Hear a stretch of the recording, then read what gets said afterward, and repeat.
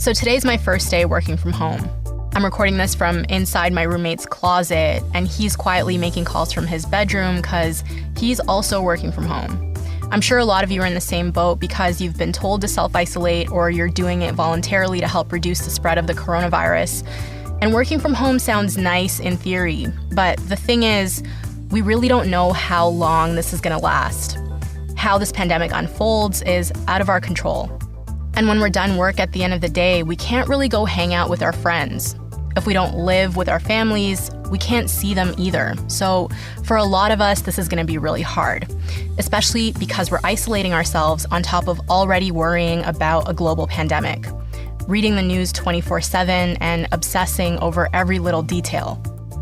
Just this afternoon, Prime Minister Justin Trudeau announced from his own self-isolation that from now on, Canada is not going to let in anyone who isn't a Canadian citizen.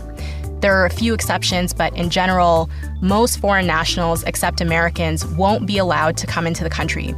Canada is also ordering airlines to ban anyone who has symptoms from boarding planes bound for Canada, even if they are Canadian. Canadian travelers should return to Canada via commercial means while it is still possible to do so. Let me be clear. If you're abroad, it's time for you to come home.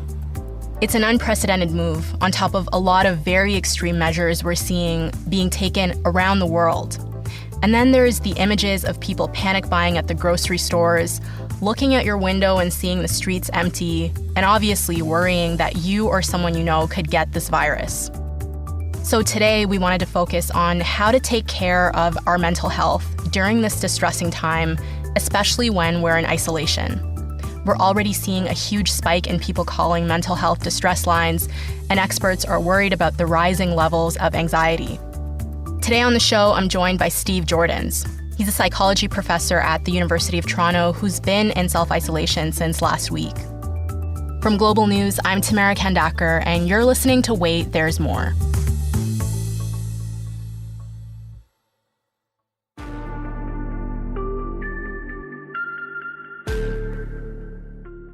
Hi, Steve. Thanks so much for doing this. No problem, Tamara. Thanks. So in Canada, we haven't seen any areas be completely locked down yet, the way that Italy is or the way Wuhan has been. As of right now, Canadians are mainly being asked to avoid all non-essential travel, come home if they're outside of the country, stay away from large gatherings, and be very vigilant about washing their hands. But in some places like Toronto, people are being asked to self-isolate for 14 days if they've been out of the country, no matter where they came from. So a lot of people will be in self-isolation because they've come back from trips. And a lot of us are also kind of doing it on our own because we're working from home and we want to help flatten the curve and reduce the spread of this virus so it doesn't overwhelm the healthcare system. And I know you've been in self-isolation for some time. Can you tell me about what that's been like for you? Yeah, so I will say, by the way, just as a quick starter, that although it isn't sort of enforced right now, to the extent any of us can be doing this, this is the one best thing we can be doing, is literally working from home and avoiding contact with others. Yeah, I'm about a week in now. It was a conference I was at 2 weekends ago. The whole story is a little complex. When we got back from the conference, I guess a day later, to be honest, we got an email that said somebody at another conference in the same hotel had tested positive, so we should all just be careful. And at that point, that's what, our sort of intent was. But literally driving to work that day, I was called and informed that my colleague had been symptomatic. So we literally turned around at that point and came home and have been there's an interesting twist that was a tricky thing that I'll mention. When we were coming home, we had to stop at the grocery store. We knew we were going to self-isolate for 14 days and we weren't prepared for it. And we felt horrible about that because that might have been when we were technically at our most contagious. That was a very difficult visit where we were trying so hard to distance ourselves from everybody and yet, stocking up with what we need. I mean, from my own perspective, it's less of a change than it would be for others because I work from home quite regularly anyway. And so I kind of have a routine and a structure at home. That's one of the important things people lose. So when they move to a home environment, quite often all the, even just the commutes, but the things that you do on a break, the things that you do on lunch, all of these things provide a sort of structure, almost a heartbeat to your day. and it kind of moves you along through the day. And when you suddenly are working at home, that structure can be lost. And that can make you feel a little adrift. And there's one thing about isolation while work is still going on for people like you or I, but in a lot of cases, the actual work that the person is doing has sort of disappeared. If you're in the restaurant industry, if you're in a lot of entertainment things. And so now you're home and you don't have tasks that you are expected to do. And that's when things can become very unstructured. You can only watch Netflix for so long, despite what anybody may have thought in the past.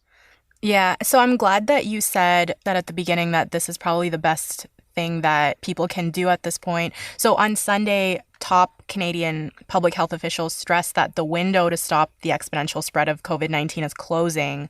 With cases rapidly increasing in Canada, particularly in British Columbia, Ontario, and Alberta, a window to flatten the curve of the epidemic is narrow.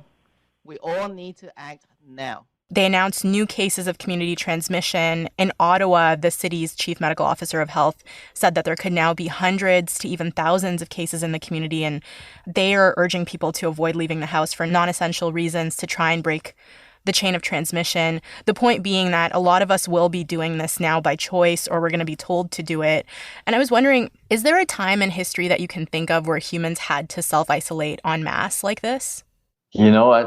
I'm sure they have done it sort of as a collective intelligence, like I'm sure around the times of the plague and the Spanish flu that went around and those sorts of things. I suspect this would be a natural reaction, right? Once you start to fear germs, so to speak, you very naturally want to stay away from other human beings. So I don't recall a time when it was sort of state ordered, so to speak, but I'm sure this is not the first time in the face of disease and contagious disease that this sort of reaction has happened, where everybody's kind of gone back to their quarters.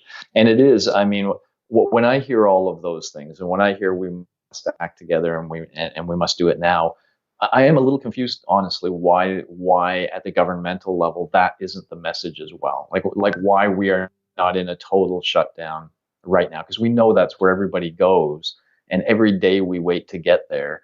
And that's what we need more than anything is time. This thing could just disappear by itself at some point, as these things do, or maybe we could come up with some way of combating it. But either way, the key is to try to keep the spread as low as possible until one of those two things happens. And that's the one real source of control we have. And so I think, yeah, we should do it voluntarily, but we should all be just doing it now.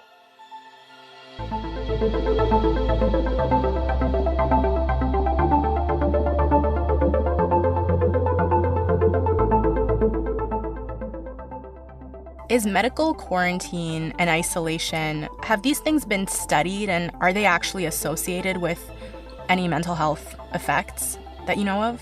So there are more extreme versions. So I don't know if we've had, this situation enough. I bet this will become a new psychological issue of study. We've certainly studied people who were in like prisons and who've had extreme, solitary confinement. And absolutely, we know that somebody in solitary confinement before too long, in fact, can lose their whole identity. They can lose it's our social contacts, it's our schedule, it's the way we interact with people, the rituals we perform every day that kind of tell us who we are.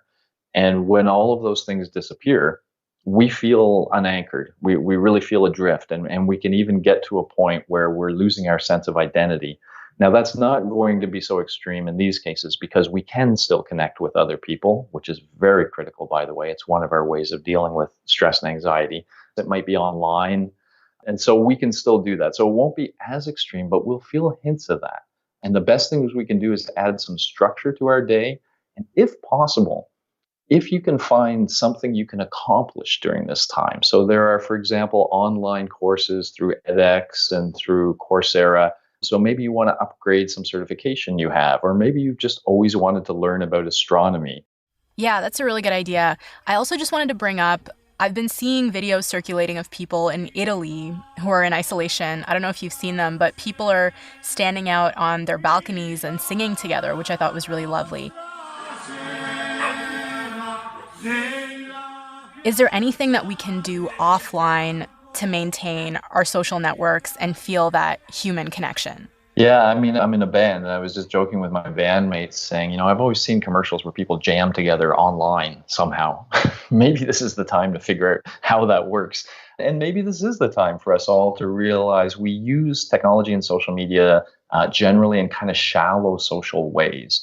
But what we need are much deeper interactions, much deeper connections. The singing thing I absolutely loved, by the way. One of the psychologically best thing, well, two, laughing and singing. And so if you have a chance when you're distracting yourself from all this, if you could, sing along with something, there's, a lot of our TVs have karaoke things built in. This might be a good time to discover karaoke with your family. And, especially if you have your kids at home, spend time singing or, watch comedies that are going to make you laugh. Those things are sort of natural. They release endorphins and such into our brain and into our bloodstream that make us feel more secure and make us feel more relaxed. So those things are great. And I love that Italy example. I mean, it is something to aspire to, I think, is, finding ways of connecting with one another while still somehow accepting the social distancing. And by the way, let me just, very quickly say, this is almost what makes this such an insidious situation for us, is our natural reaction. If you think of like the van attack on Yonge Street, what do people do after that? They have the fear and outrage, but then they all get together and they join and they have this connection that's a very healing process. And we're kind of not allowed to do that. And that's our natural healing process. So suddenly we have to find a way to get those deep social connections through things like, I don't know, telephones that we used to use, stuff like that. And I think we're going to suddenly see that happen very naturally. We do have to watch out for, by the way. I was talking to my wife yesterday, and we're both in social quarantine, and we just happened to say, man, what if it was just one of us? It would be a lot harder. So if you know somebody who is alone in quarantine and you have a chance to reach out to them and have a little Skype call or have a phone call and just check in, how you doing, let them know that somebody cares about them, that can be a really positive thing to be doing. Definitely. And I imagine isolation's even harder for people who are already struggling with anxiety and depression and other mental health issues. Well, all of this is harder on those people, and we're all learning a little bit of how they live day to day normally. So a lot of these anxiety and depressions, a characteristic of them is the person suffers from a feeling of helplessness, that things are happening to them and that they don't have the ability to control the events as they occur. So it's something we call an external locus of control. They feel like stuff is happening to them versus someone with an internal locus of control who feels like they have some control and ability to shape the future. So we all, thanks to first the environmental crisis, and then we had missiles that might be coming from, Iran at any moment. And now we have this, and we're continually feeling like, wow, negative things are happening. We can't control it. And that can lead us down a sort of learned helplessness kind of path where we feel like, there's nothing we can do. And for someone who's already partially down that path, this is a two punch. It really is hard for them. The best thing we can all do as an antidote for that as a group is almost what we were talking about at the beginning. We have to see this as a common enemy, and we have to take it on. And the best way to take it on is kind of weird in this case. It is that, voluntary isolation kind of thing. But by doing that, we need to feel like we're not victims. What we're doing, and I even suggest to people, don't think of it as you're protecting yourself. The vulnerable people in our population are especially the older people, especially the people with pre-existing conditions. And so, for example, if you're talking to your children about this, the idea would be we are doing this because we want to keep those people healthy and we want to do our best to support them. And so we are pulling together, even though it feels like we're pulling apart, we are pulling together as people and doing this thing to meet this challenge, to flatten that curve. And that's the best thing we can all do together. And that sort of tone is a much more empowering tone. There's another aspect of this that's kind of interesting that I'm already seeing play out, and I wanted to ask you about it.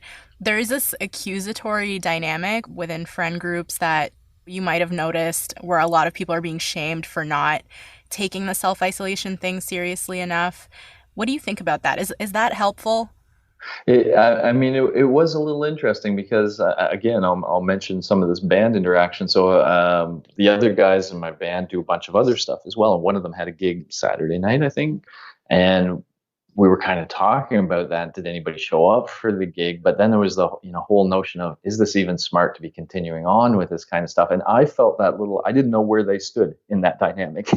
And I'd said something more extreme, like I told you, that I kind of felt like we should all be staying home. And then they kind of agreed with that in the end. But there is this sense where, some people think we're being over dramatic or whatnot and letting it have too much of an impact. I do think we're beyond that now. I don't think it should be accusatory. I think it should just be modeling. You should just say, this is what I'm doing and this is why I'm doing it. And again, if you're suggesting you're, looking out for the more vulnerable in our population and that's why you're doing it, you don't have to say it, and don't you care about them? You can just say, this is why I'm doing what I'm doing and I feel good about it. And I'm pretty sure that's where we're all going to be in days, literally. We'll be right back.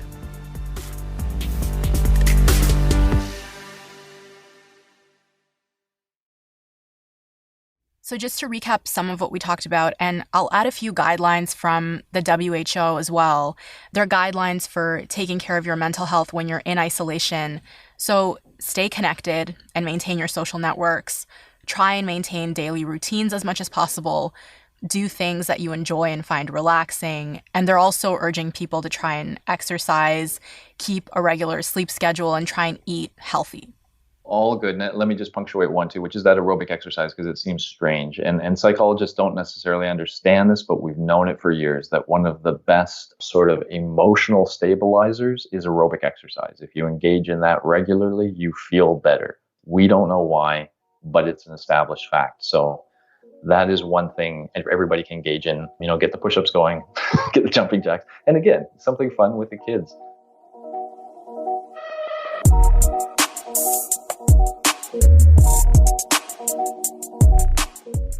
There's still a lot of uncertainty around COVID-19, so lots of questions still around who's the most at risk of infection or dying, who can spread it, how exactly do you protect yourself, and the impact that it's ultimately going to have on our society when this pandemic is over. What kind of impact does uncertainty have on mental health, and how are we supposed to deal with that? Yeah, that's what's driving everything. Literally, what the brain is really good at is driving sort of stability and structure out of chaos. Even normal functioning, we have, sights and sounds and smells and all these things coming at us at any time.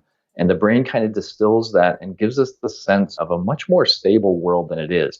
And it does that largely by sort of predicting the future, sort of learning trends and making you feel like, no, everything's cool. Things are the way you expect them to be. Right now, we don't know what anything's expected to be. So the ability of the brain to predict the future. One example I gave is it smart to buy a house now? Say you have the money and you live in a place like Toronto, is it smart to buy a house? 3 weeks ago, we'd say absolutely. Right now, it's like, what's going to happen with that? What's going to happen with everything? And so it literally is like we walk on this reality that our brain constructs based on its ability to predict the future. And right now, it's kind of like that ground is shaking. Our sense of what reality is in jeopardy. So the WHO released the set of guidelines to protect your mental health on Tuesday, and a lot of them revolve around the way that we are consuming the news. So they're saying to avoid watching, reading, or listening to news that causes you to feel anxious or distressed, to seek information mainly to get practical steps or prepare your plans, and to seek information updates at specific times during the day, so once or twice. Why is this stuff important, and how would you advise people to go about doing all of that? It is really important because if we think of like an obsessive compulsive person is somebody who, let's say, is worried about germs and they wash their hands and they feel better right then. But the moment they walk away from the sink, they start thinking about that all the time. And it's on their mind and it's all that's going through their mind. And then they feel compelled to wash their hands again. Well, in this case, if you have your TV on all the time or whatever, it is essentially doing the same thing. It is an external source that's making you obsessive compulsive. Most of the news that comes out is not of immediate consequence to us. We could learn those same bits of information 4 hours later. And it would be just as much time to help us prepare anything or change anything about our behavior that we have to change. Meanwhile, it's making you anxious. It's making you feel like I have to do something about this, and there's nothing you can actually do about it.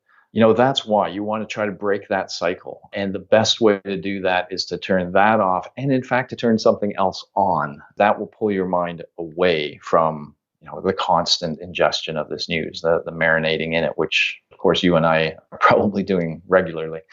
Well, that's one, place control where you literally have a remote control and you can press power or change the channel.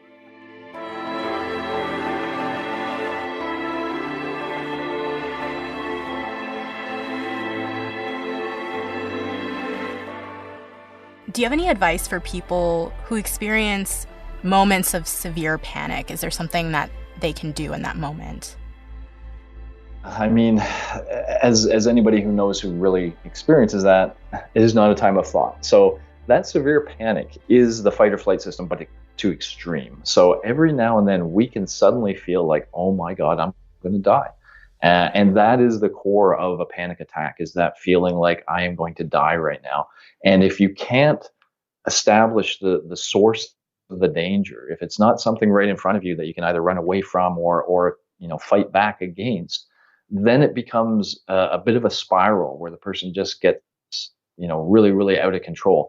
But what you want to do is stop it before it happens. You want to just nip it in the bud.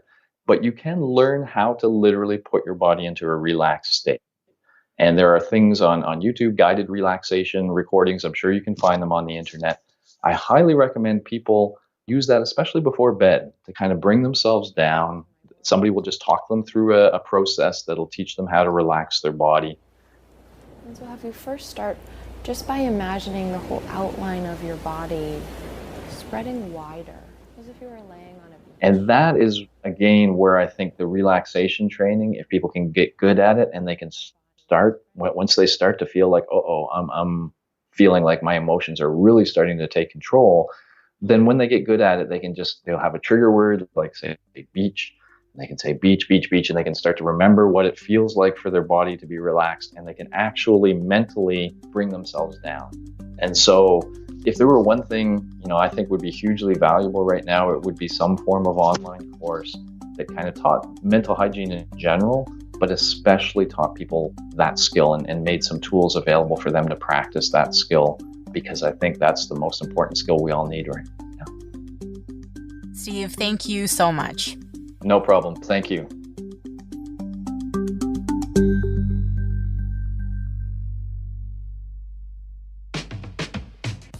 All right, that's the show. Thanks so much for listening.